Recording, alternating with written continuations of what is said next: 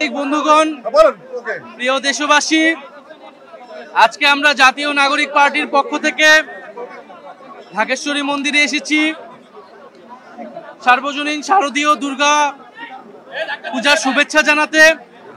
আমরা জাতীয় পূজা উদযাপন কমিটির সাথে শুভেচ্ছা সাক্ষাৎ করেছি।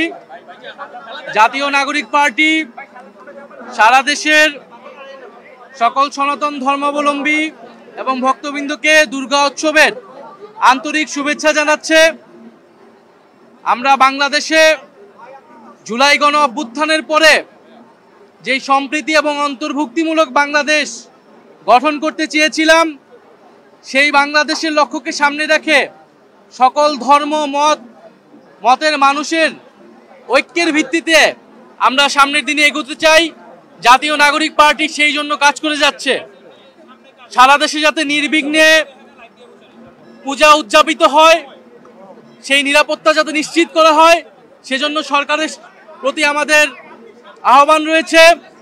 এবং জাতীয় নাগরিক পার্টির বিভিন্ন স্তরের নেতাকর্মীরা স্বেচ্ছাসেবক হিসেবে কাজ করে যাচ্ছে।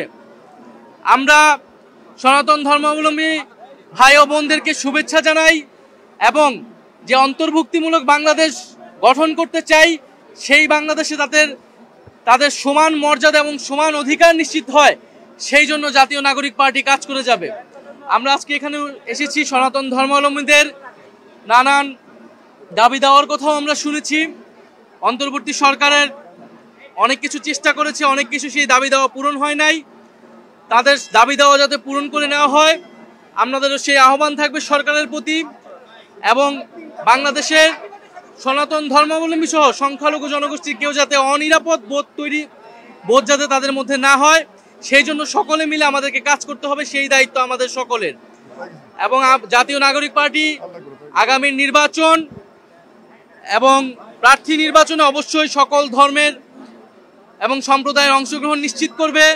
আমাদের নির্বাচনী ইশতেহারেও আমরা যাতে সকল নাগরিকের সমান মর্যাদা, সকল সম্প্রদায়ের সমান অধিকার এবং মর্যাদা নিশ্চিত হয়, সেই লক্ষ্যে আমরা কাজ করব। আপনাদের সবাইকে ধন্যবাদ। ধন্যবাদ সবাইকে। কমিটির ভিতরেই দরকার ছিল।